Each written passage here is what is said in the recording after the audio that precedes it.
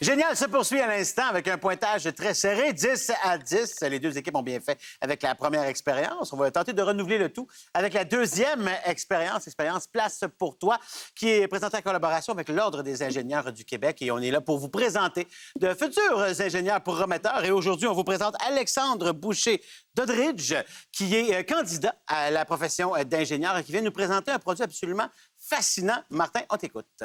Absolument, Stéphane. Bien des gens s'intéressent à la possibilité de pouvoir cultiver à la maison des aliments frais, par exemple des fines herbes, de petits légumes. Le problème, c'est qu'on ne peut pas s'improviser du jour au lendemain expert en agriculture. Il faut notamment optimiser la gestion de l'eau dans le sol. Donc, l'eau, c'est évidemment ce qui amène à la plante les nutriments nécessaires. Alors, justement, notre invité de l'équipe de Herbia Era arrive avec une proposition qui est très innovante, notamment au niveau du substrat utilisé dans leur système.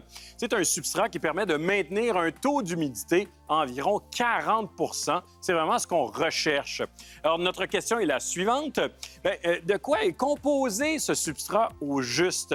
Est-ce qu'il est composé d'éponges synthétiques, d'éléments naturels à base de fibres végétales ou de polymères biodégradables? Équipe, bonne réflexion. Eh bien, les Rouges vont débuter la réflexion. De quoi est composé le substrat de ce dispositif? Est-ce que c'est d'éponges synthétiques, de fibres végétales ou de polymères biodégradables? Biodégradable, j'irais avec ça. Je trouve que c'est plus naturel.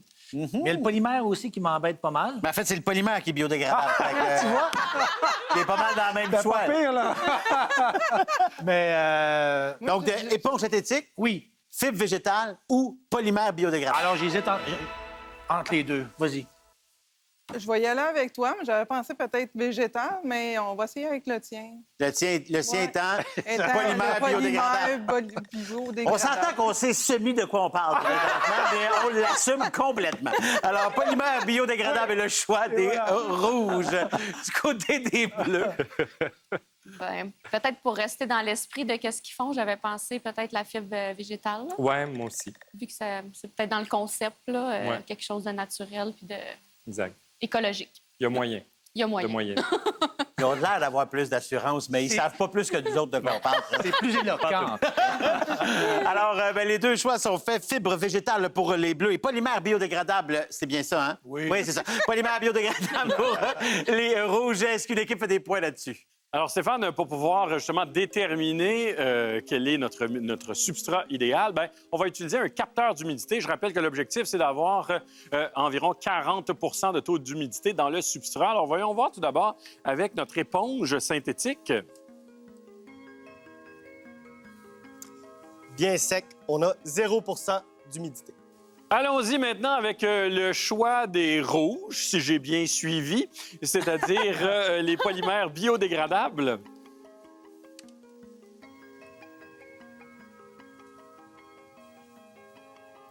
Alors, on a 14,4 % d'humidité. C'est mieux, mais on n'a pas franchi la barre du 40. Allons-y maintenant avec les éléments naturels à base de fibres végétales.